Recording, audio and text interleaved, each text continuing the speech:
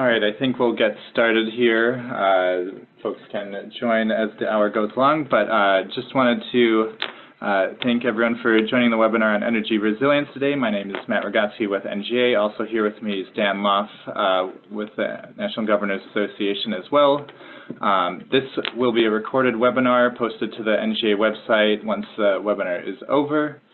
And we'll have 3 speakers today, and they'll go, and then we'll have a Q&A session, and participants are asked to submit questions into the toolbar, and we'll make sure to get to those once each participant has a chance to speak. So NGA recognizes that this is a topic that's relevant to all governors. In 2018, there were 14 weather disasters, all causing damages greater than $1 billion. Each region faces different weather disasters, but must prepare all the same. So this is a part of a longer-term trend of worsening natural disasters, and energy resilience plays a key role in this. So NGA is working with governors and states to start this work now before disaster strikes, so that the extreme events, whether they're natural or cyber events, are adequately prepared for. So 6 states have now created the role of State Resilience Officer, indicating a clear trend towards prioritizing this as a task within their states. NGA has also done additional work with some projects to help prepare states. So in 2015, NGA hosted a learning lab with 6 states to bring them out to New Jersey to learn about resilience and planning in the wake of Hurricane Sandy. In 2018, we had a few in-state resilience retreats to test a planning tool that is working on self-assessment for states to identify how specifically they can explore energy resilience and planning and assessments. That's called the State Resilience Assessment and Planning Tool. And finally, we also incorporated resilience into a power sector planning academy that we worked with the state of Oregon with, and you'll hear a little bit more about their kind of work that they're doing shortly. So before I get to our speakers, just wanted to remind the audience that there's a Q&A session at the end, so please think about the questions now or as they come up through the remarks, and enter those into the chat box function as those come up. And first we'll get to our speaker from the state of Oregon. We'll have Mike Harriman and Adam Schultz. Mike is the State Resilience Officer for Governor Kate Brown. The position was created in 2015 and appointed by Governor Brown. Adam works as a senior policy analyst in the Oregon Department of Energy, and together they will tag team on Oregon's resilience activities. I'll turn it over to Mike first. Thanks, Mike. Yeah, thank you. Hi, Matt and everybody. I'm Mike Harriman. I'm the governor's, or the state of Oregon's first state resilience officer. And just to give you a background of how the position was created, after the March 2011 Great Northern Japan earthquake, our legislators wanted our state seismic commission to do a study and make recommendations on how Oregon could be better prepared for our own catastrophic event. For across the nation, in FEMA Region 10, the one scenario that all 4 states face is a Cascadia subduction zone earthquake. The last one that was registered from a recording was 320 years ago. And it was a 9.0 and happened at 9 p.m. And based on some good stories from our Native American tribes and data from Japan, we've pretty much pinpointed that. And the clock is ticking. And so in order to be prepared for a catastrophic event around an earthquake, our legislators had this resiliency plan done. And the resiliency plan caught them off guard. It was a 50-year view broken down into 8 major chapters. One of those chapters focused on energy. And what it looked at was subject matter experts of, based on our coastline, from a tsunami impact from a subduction zone, to the coastline inland, to our valley, to our high desert in eastern Oregon, what would be the impacts on our infrastructure, whether it was transportation, water, wastewater. I'd like to focus on, myself and Adam today, on the chapter around energy and some great steps we've made. It's been 7 years since the report has been introduced, and we have made some great moves. But I also want to recognize our big IOUs, our investor-owned utilities. They've been working on their critical infrastructure long before this report came out, and they play a critical role in helping with this, but also in a more rural state like Oregon, Adam in the Department of Energy has done an awesome job of going around the state and working with those smaller utilities. So next slide, please.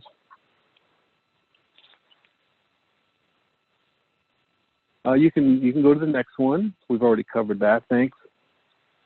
The Seismic Commission has done a few more reports since then, and I just want to kind of highlight some of these reports. These are public documents. We had them look at homeowners' insurance for earthquake in the state of Oregon. We had a big deep dive into our mass care, mass displacement for the state of Oregon after a catastrophic event. And we are also having a Homeland Security Regional Resiliency Assessment Program done on our transportation system being done right now. We should have that RRAP completed by September. And then Governor Kate Brown put her own fingerprints on resiliency. In October of 2018, we released the Resiliency 2025 document that you see up in the white document. And our commission just finished a report on Oregon's Critical Energy Infrastructure Hub. We call it the CEI Hub. Oregon imports all fuel from out of state. 90% of our fuel comes from refineries in the state of Washington down the Olympic pipeline to a fuel hub for the private sector to take ownership of it and then put it on rolling trucks and just 100% of our aviation fuel comes through this pipeline. So Oregon is extremely dependent upon fuel from these. In this particular area, I relate it as our Achilles heel. This is what's going to bring us to a halt. But with the great work that the Department of Energy has done on some fuel action plans and things like that, I believe we will, put a dent in that recovery effort and really kind of kickstart how fast we can get back to norm after a major event. I think that's it on that. I'll go to the next slide. This will be my last slide before I turn it over to Adam. Part of the governor's resiliency plan was to really focus on 6 strategies, and I highlighted in bold strategy number 2 and 3. One, Oregon is in between Washington and California naturally, and we are wanting to build out what we call the earthquake early warning system that's known as Shake Alert. It's not just for the public to be notified. This is, we are finding that our critical infrastructures and our energy companies are extremely interested in what they can learn about how much time will they have between a P wave and an S wave.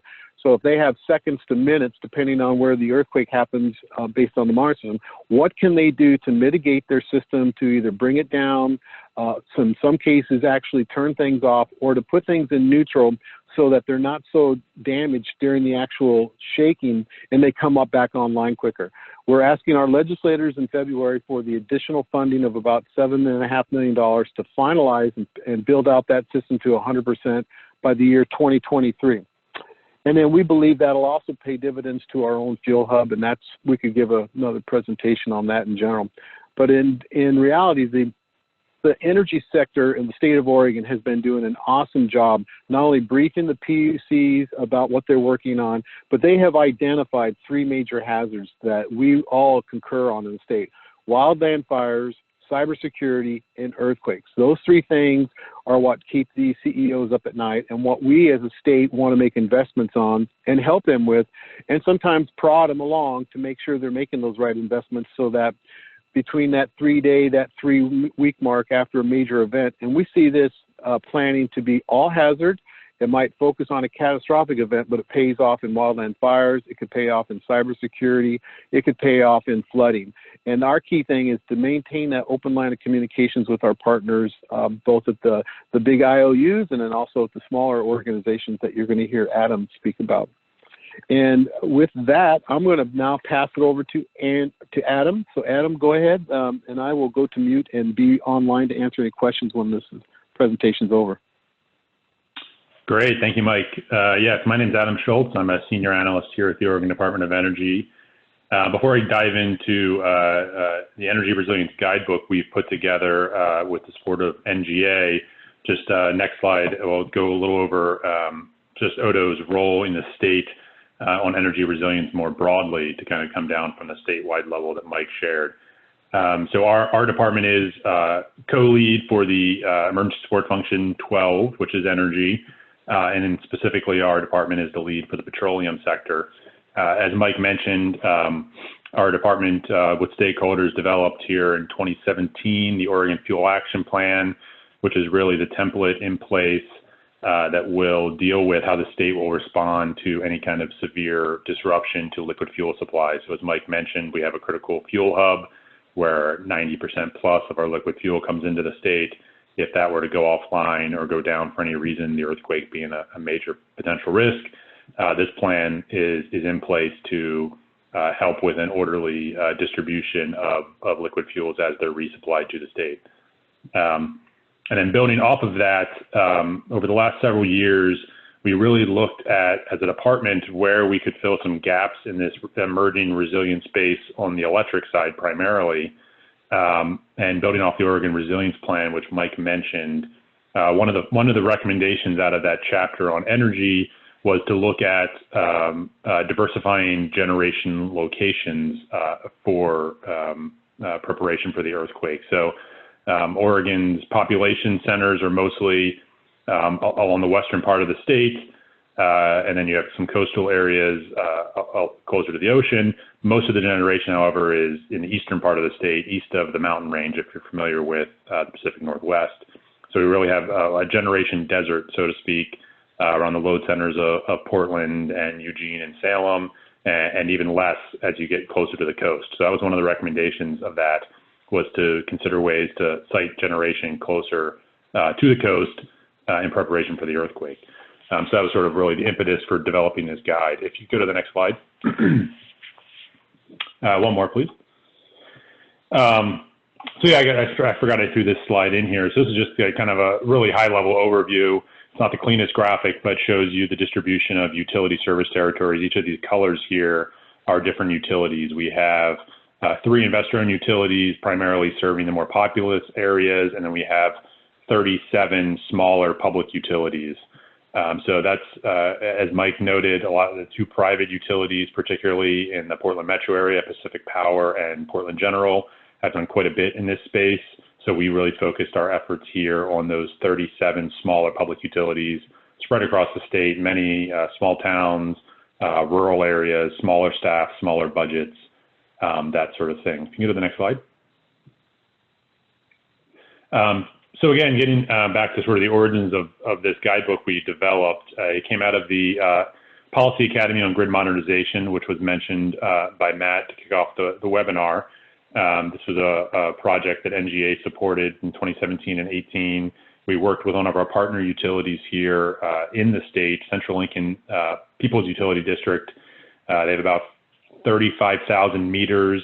They have a service territory that's really narrow and skinny right there. It shows on the map along the Central Oregon coastline. They cover about 40 to 50% of that central coastline, about 100 miles of the coast.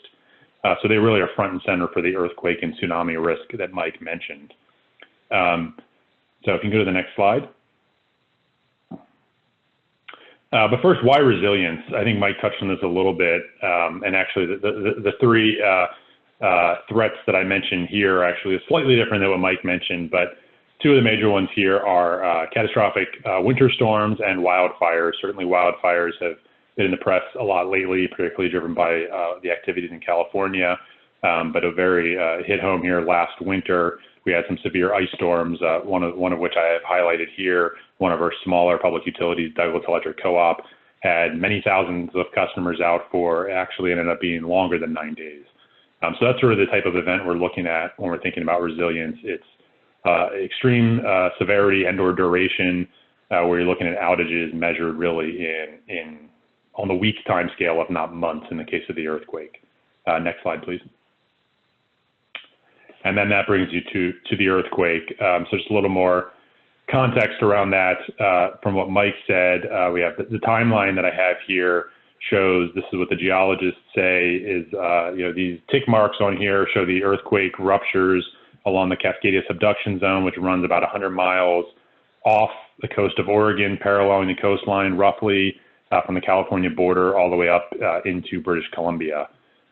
So these tick marks are showing you all the 8.0 and 9.0 earthquakes over the last, I believe it goes back to 8,000 BC, so over the last 10,000 years. And as Mike noted, we are, according to the geologists, overdue for a rupture. The map at right shows you the simulated shake intensity expected from a magnitude 9 earthquake along the subduction zone. As you can see, there's pretty severe shaking deep into the state, all the way into the Portland metro area, Salem, Eugene, the population centers, and then obviously really severe impacts right there along the coastal areas. Next slide, please. So as we put together this guidebook, we really focused it onto 3 major components of what we were, what we came up with in conjunction with our utility partners and NGA and some of the national assistance they brought in around these 3 components. I'll focus on number 2, community energy resilience, which is really our effort to think about how to most strategically think about distributed resources to improve resilience. But before we get to that, there's a business continuity planning component of this that we thought was really important, particularly for these smaller utilities, to share lessons and share ideas and resources around what just tangible steps they can take in the near term on a routine basis as part of their operations to make themselves as organizations more resilient. That would help them better prepare and better serve their communities following a major event. Then again, the second part of this, community energy resilience, is really focused on distributed resources, and then the guidebook finishes with a kind of overlay of federal and state emergency planning, the role of FEMA, the role of State Office of Emergency Management, where the utilities fit into that context in conjunction with local governments, and what kind of funding opportunities might exist out there. Next slide, please. We really tried to design this, though. This is just a snapshot of just some of the graphics that were used. We really tried to make this a user-friendly resource. We really designed it with the staff of these utilities in mind.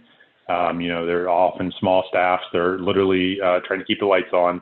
They have busy day jobs, so we wanted to make this as user-friendly as possible. So we really tried to make it well-organized and easy to flip through at a glance. So I encourage you all to take a look at it if you're interested. The link will be at the end. Next slide, please. So first, before getting into the distributed resources, business continuity planning, what do we mean by that? Really, it breaks down into these 4 categories: people, facilities, infrastructure, and communications. And we don't really see this at the Oregon Department of Energy as necessarily as best practices. Is really just we're not trying to tell our utilities that this is the way you should do it. We're just trying to centralize a resource that identifies what utilities are doing, both in the state and from around the country, and just start to collect some of these as examples to help utilities learn from one another. So everything from just developing a culture of preparedness. There's a culture of preparedness around reliability in utilities that's been deeply ingrained for a century. So sort of adding to that of, we don't just have to keep the lights on a day-to-day basis, but what do we, how can we better prepare as a organization to think about these high-impact severe events? Succession planning, mutual aid agreements, digitization of records is a big one. Assessment of facilities and location-specific risks. Certainly seismic assessments of your facilities and your infrastructure is of critical importance here. Increasingly, there's the role for sensors to get more granular information from your infrastructure.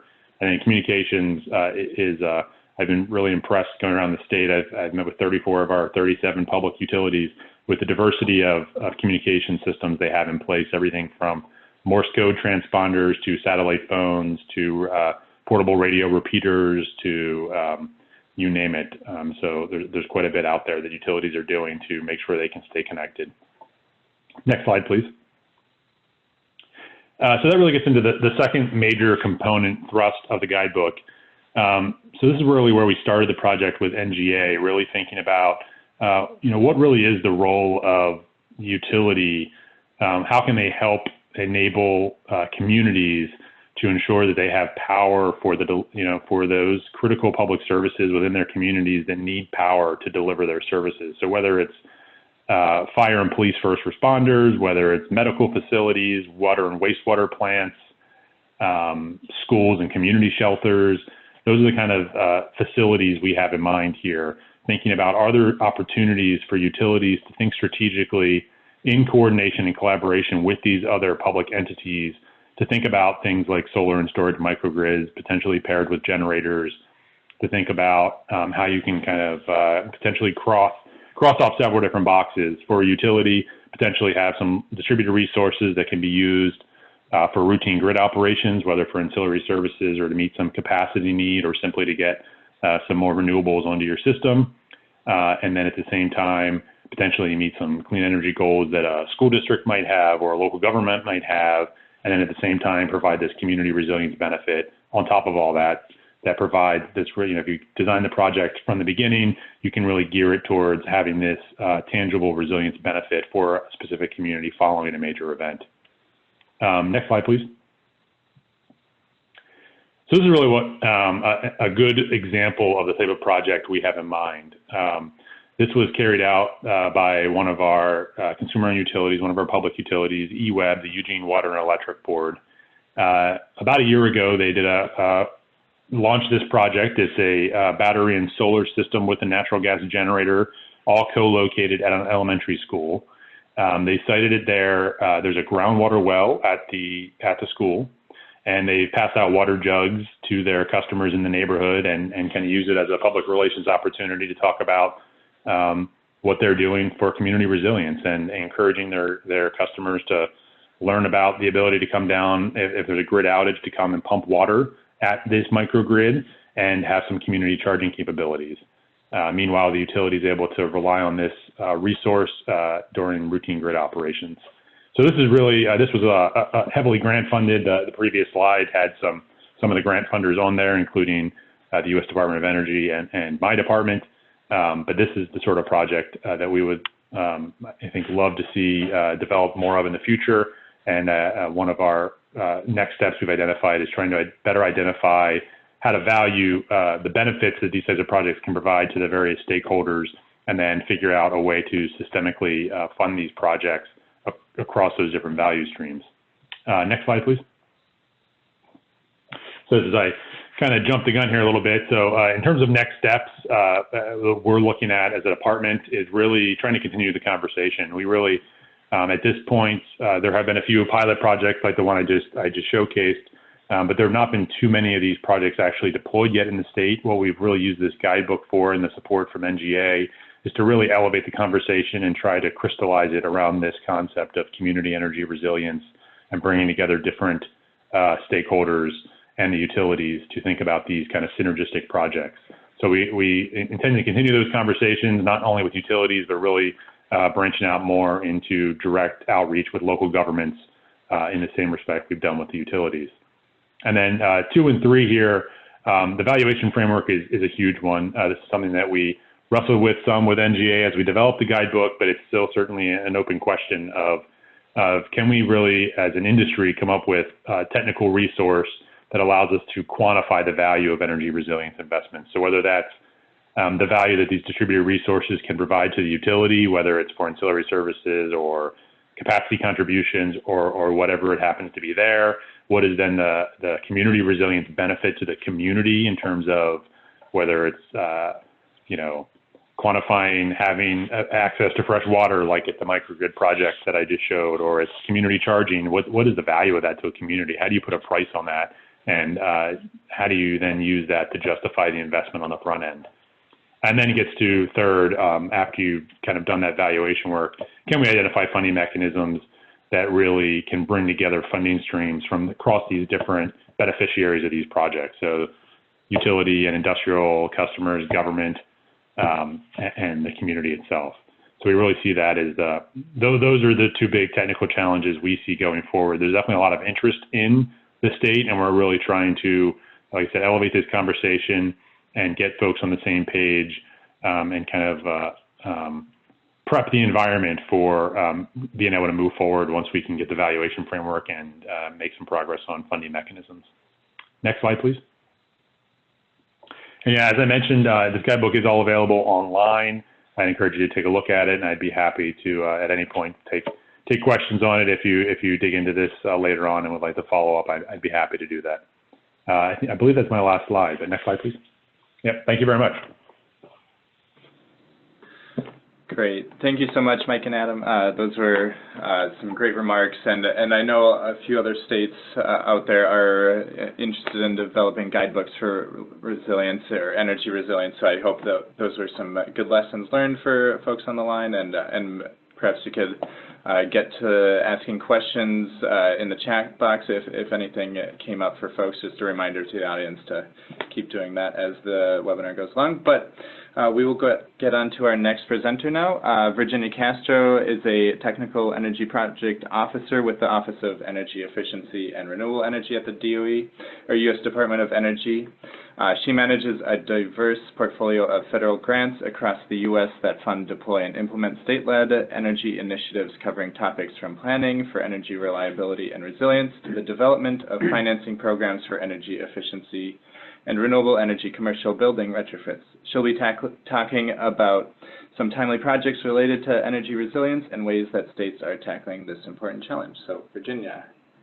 Great. Thank you so much, Matt, for that introduction. And Mike and Adam, I think your presentation, thank you for your presentation. I think it nicely complements my portion of the presentation here, and I think it's really important that that question of how to quantify the value for community resilience, that's something that we're all looking to, that's a challenge, right, to justify these investments.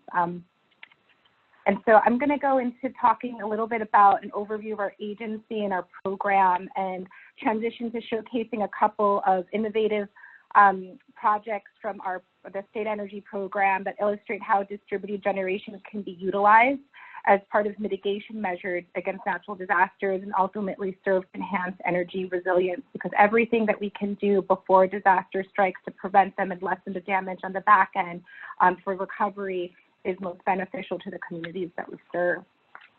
Next slide, please.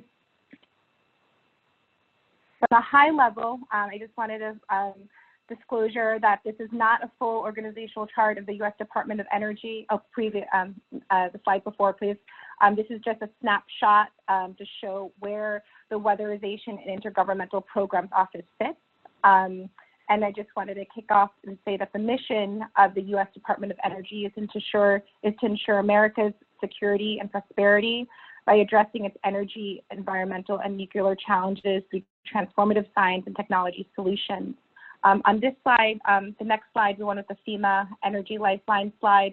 So what is DOE as an agency's role on the federal level as a response to energy emergencies and disasters?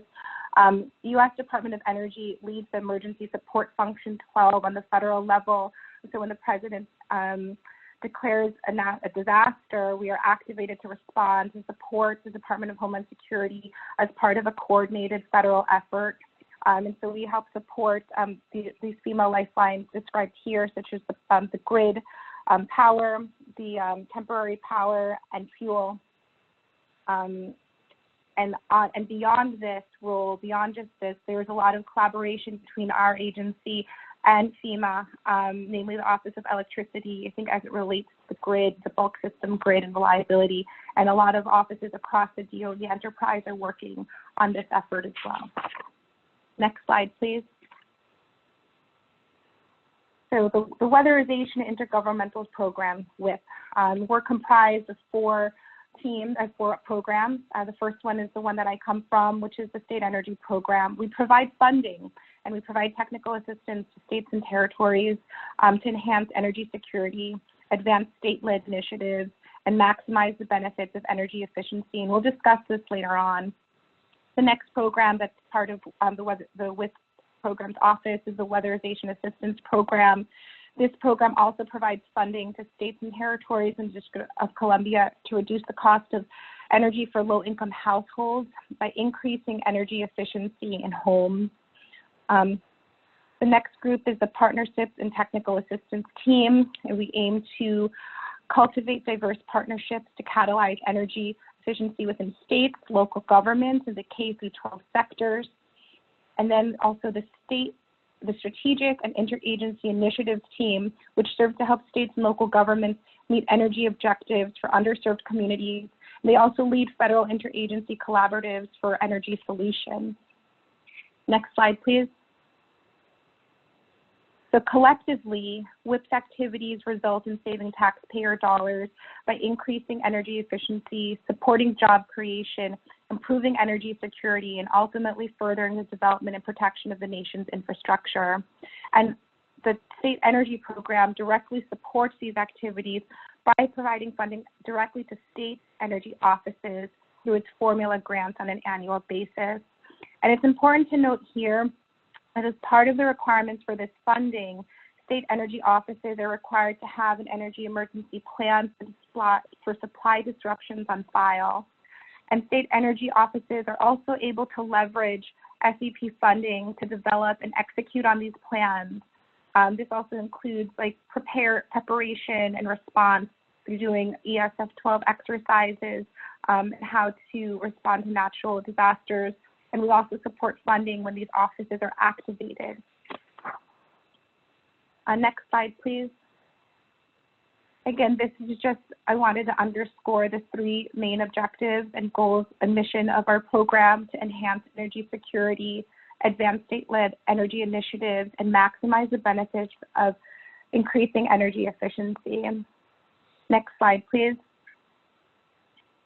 So we operate on roughly a budget of $55 million a year, and this slide illustrates the funding flow and resources available for our states. We function across a wide spectrum of energy projects that range from state energy plans to energy education and outreach to emergency planning and resiliency, which brings us to our featured presentation of the two SEP projects that have been completed from Puerto Rico and Florida. I wanted to underscore that both of these projects show how distributed technologies can be utilized as mitigation against power loss as a result of natural disasters, while also enhancing the energy resilience of these buildings. These projects also are examples that align with FEMA's Energy Lifeline, and states can potentially leverage federal funding across both DOE and FEMA's programs in accordance with each respective agency's requirements to enhance energy resiliency for buildings and critical infrastructure. And also there's an opportunity to leverage the synergies between increased collaboration between state energy offices and state hazard mitigation offices.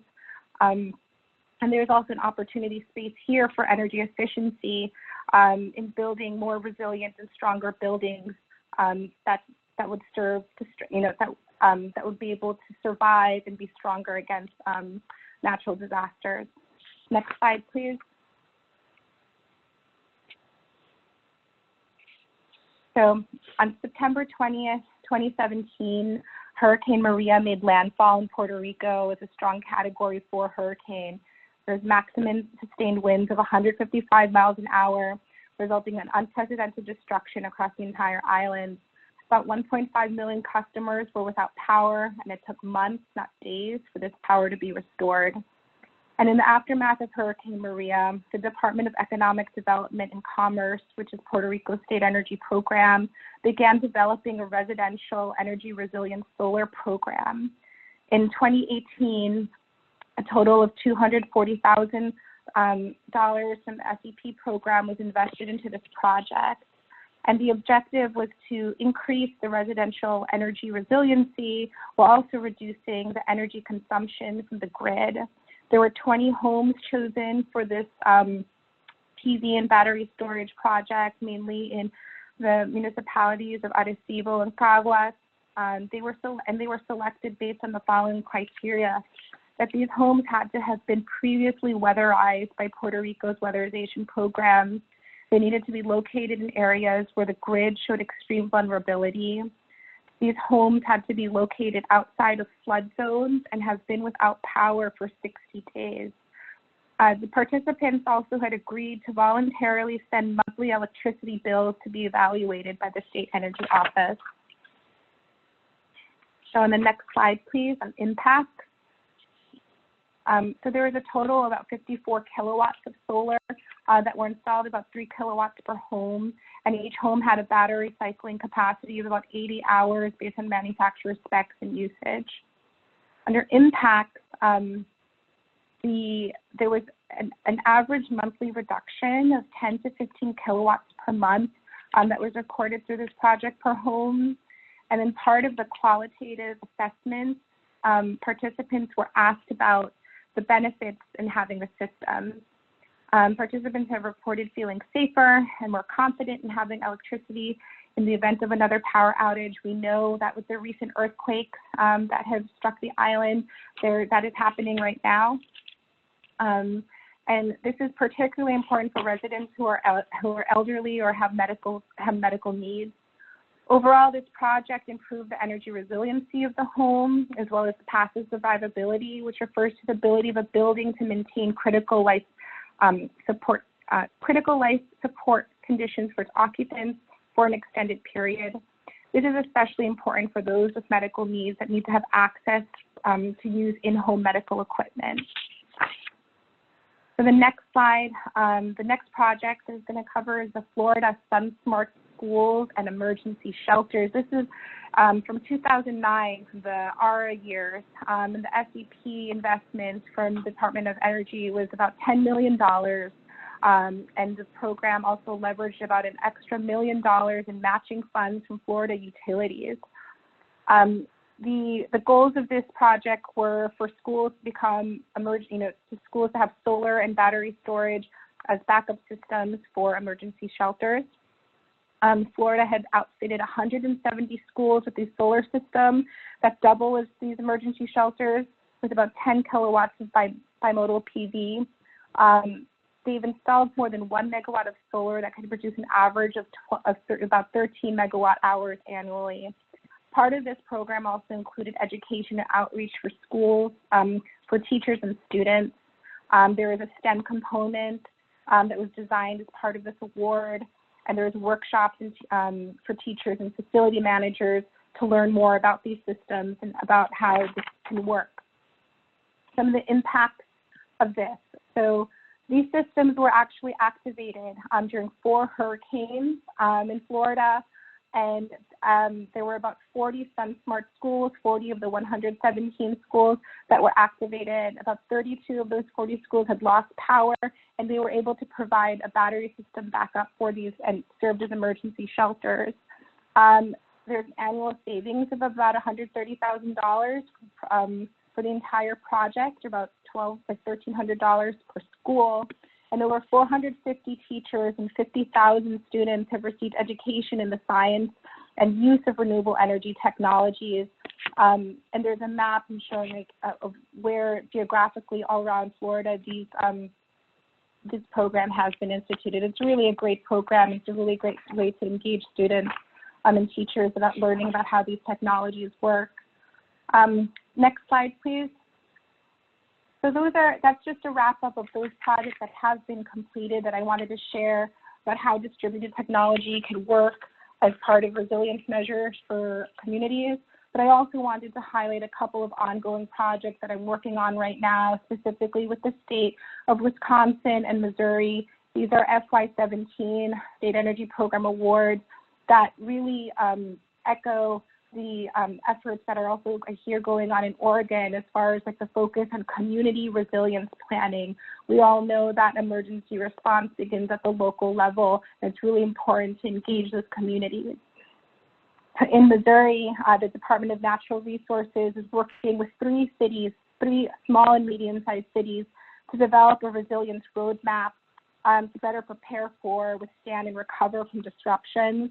Missouri is going to assess the underserved market's needs, develop a baseline, and identify best practices and technologies that communities can use in developing tailored resilience plans. From the workshops that have been completed this year, I can share that there is a strong interest in utilizing distributed technologies as part of these resilience plans for these local communities. Part of the potential impacts from this would be increased energy savings for buildings, improved resiliency and reliability for local infrastructure and critical facilities. The next project is with Wisconsin's Office of Energy Innovation. So they're creating, the project is called the Statewide Assistance for Energy Resiliency and Reliability, SAFER 2. This also has a petroleum shortage, a fuel shortage planning focus to this. It aims to improve the collaboration among states and local governments, including tribal governments, in energy emergency resilience mitigation and response plans. The project addresses the technical assistance needs gap for rural communities and the lack of financial resources to support resiliency programs. While petroleum shortage and contingency planning is the main focus of this award, they are looking into the feasibility of utilizing microgrids, because the more critical infrastructure that can reliably be powered without the use of petroleum allows for that constrained resources to be available for other critical services for first responders to utilize. That's something that they're looking into. There's going to be more to come with those awards, and so I'm excited to be part of these projects. Next slide, please. I did want to highlight the resources that we have available. In November of 2018, one of the things that I heard our speakers earlier, Mike and Adam, speak to was that leveraging funding resources for these projects. We have these wonderful plans. How are we going to execute on this? So we did a collaborative webinar with our colleagues at FEMA, with their pre-disaster mitigation team, which is going to be converting to the Building Resilient Infrastructure and Communities program. There's a new program that's coming out next year in August of 2020 for FEMA that aims to support these types of innovative energy resilience projects. So we have that first link there is part one of the webinar series that talks about leveraging federal funding between both of our agencies, and also about project ideas. And the second part of the webinar talks about valuation and tools. FEMA utilizes the benefit cost analysis tool, and we have a demonstration which builds off of the SEP Puerto Rico award to do a walkthrough, a step-by-step of how communities, states, and local governments can utilize this in valuation in thinking about developing projects. I also have provided the links from my colleagues at FEMA, the FEMA resources as part of their hazard mitigation assistance program. That's something that I encourage you to look at if you have time to. And also one last resource on the DOE resources is our colleagues from the Partnerships and Technical Assistance team have created a distributed generation resource that improves resilience in public buildings. It's 3 case studies. It's the second to last link on our page. And this document describes 2 DOE tools that each provide high-level assessments of the size and potential costs of on-site energy systems that can power critical facilities, and presents case studies. There's 2 appendices, includes a step-by-step guidance and considerations for how users can conduct an analysis of their own facilities using freely available DOE tools. And I'm sure this also complements the NGA tool that was mentioned earlier here, their State Assessment Resilience and Planning tool. It's just another resource for states to use. I just wanted to highlight that that's a new resource that we've developed here at Department of Energy, and I do encourage you to take a look at that when you have a chance. And with that, that concludes my presentation, and I'll turn it back to Matt. Great, thanks, Virginia. Just wanted to apologize for the slides having a life of their own, and I know, it's okay. Yeah, great. I appreciate your real-time resilience in the wake of that. It was very impressive. So yeah, I was very happy for that. Just one quickly on a question from, what was the name of the Wisconsin fuel shortage program again? Sure, the project is called, it's called the Statewide Assistance for Energy Resiliency and Reliability, SAFER 2. And that's a newly funded award that we're currently working with the Wisconsin Office of Energy Innovation. Great. And then quickly another question, can you detail the eligibility criteria for the state energy program, solar program in Puerto Rico again? Sure. So for this particular project, when they selected the homes,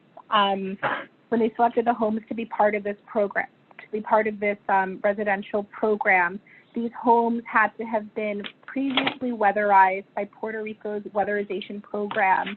So they already had to have had energy efficiency measures installed in some way in order to be an eligible candidate to have a solar battery storage system installed in their home that would reduce the consumption or the demand from the grid if the home is already previously weatherized. They had to be located in areas where the grid showed extreme vulnerability. They had to be located outside of flooding zones. And these homes had to have been without power for at least 60 days, and that's a short, believe it or not, that's a short time period. Because when I had served as part of the Hurricane Maria response team, I was deployed in mission with FEMA for a month in November, and even being in touch with my contacts from there, they didn't have power for several months. So it goes beyond those 60 days. So it sounds like a lot to us, but it's a short time. If you get power back in 60 days, that would be great. Great, thanks. For perhaps all of you, but I just wanted to ask, what lessons were learned in the creation of the guidebook, the Local Energy Resilience Guidebook, that you would want other states to know about, and perhaps are there any challenges that you hope other states may avoid if they're going through the process? Yeah, this is Adam. So I think it's I know every state's unique in their utility makeup. So I know some states have I know Rhode Island jumps to mind where they have one investor-owned utility who covers most of the state. And then you have everything in between. Here we have really a mix of utilities, public and private. And we just so happen to have these, several dozen of the smaller public utilities. So I think, I think you really, the message I had in the state is I think probably the same one that works nationally, which is when it comes to resilience, there's no one-size-fits-all solution. So that's certainly true whether I'm in the Willamette Valley or in Eastern Oregon or Southern Oregon. And it's even more true when I talk about, Wisconsin or Oklahoma or Texas, right? I mean, it's everyone's got their own unique resilience challenges. Everyone's got their own unique opportunities. And I think there's kind of a continuum of where organizations are, both as organizations and in relationships with their local governments and their counties and their states. So I would just say I would keep that. That would be my biggest piece of advice and lesson learned. I think is just always keep front and center that there is no one size fits all when it comes to resilience. Great. Yeah, that's great. Because I know it sounded like Missouri's developing their resilience roadmap, and so it's important for folks to.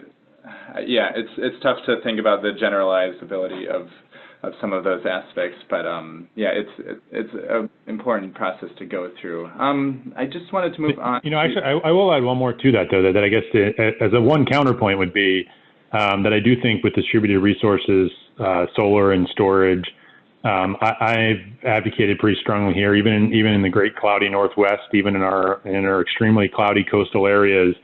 There is a one-size-fits-all solution in some respect, and that is solar and storage can make a contribution pretty much anywhere.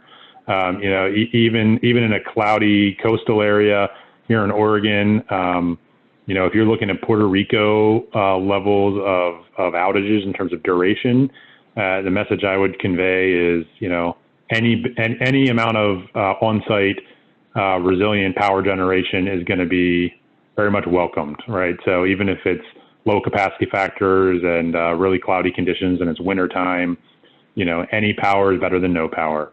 So solar and storage can contribute pretty much everywhere. So there are some universal truths, I suppose. Great. Yeah. I just wanted to ask about that, like the technologies that you were looking into in the development of your plans. Because I was curious if perhaps it's too cloudy there. Were there other options you were looking at, and it still made sense to go the solar and storage route? And just wanted to get your thoughts on that. Yeah. So so we're at kind of a place where we've had a few of these pilot projects out there. I would love to be at a place where we've had dozens of these projects built and I could have a better answer for what's actually being deployed. But I think it's all options on the table here. But when I look at virtually every place in the continental United States, we have better solar resource than places like Germany, where they certainly have a lot of solar. So I think that the solar resource is good enough almost everywhere in the lower 48 United States to give you some resilience benefit. So I've encouraged all of our utilities to, when they're thinking about these kind of projects, put all options on the table, and recognize the limitations that they all have. I mean, if you're to have generators have some value too, certainly, but they're very much energy limited, and in a major event like a Cascadia earthquake like we have out here, sure, that might seem reliable for the first 72 hours, but it's going to be really hard to resupply liquid fuels, whereas you might have less power output from a solar and storage project, but the sun will keep hitting those panels every day. So yeah, great. It's really, everywhere is unique. You have to piece it together. Mm-hmm. Great, thank you. I got one other question coming in. Where can we get copies of the reference plans and documents? And I'll say we'll be posting a copy of this webinar to the NGA website once this is done, so that will have links to the PowerPoint itself, and in there were a lot of documents themselves. So hopefully that helps, but if you wanted anything more specific, feel free to email me or reach out to me. I should have information within the webinar invite itself. So yeah, just feel free to reach out that way. Another question had for folks on the line is, what opportunities do states have to work with or coordinate with the electric sector on investments, and how can states and utilities align their priorities better?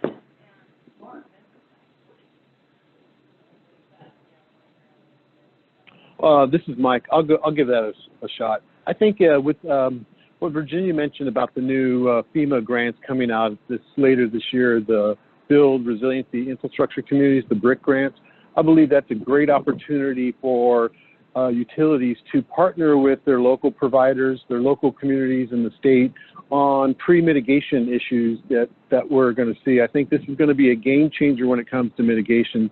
And I believe everything doesn't need to be put on the back of the ratepayer.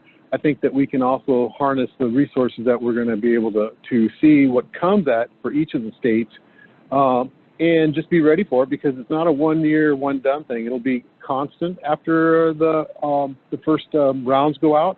But I think we need to be really prepared as states of how we want to spend mitigation funds on big projects that'll give us, will help us with our underserved, provide equality across the board for the state, and make sure that we're using, if we're going to use state dollars for any match, that we use it wisely.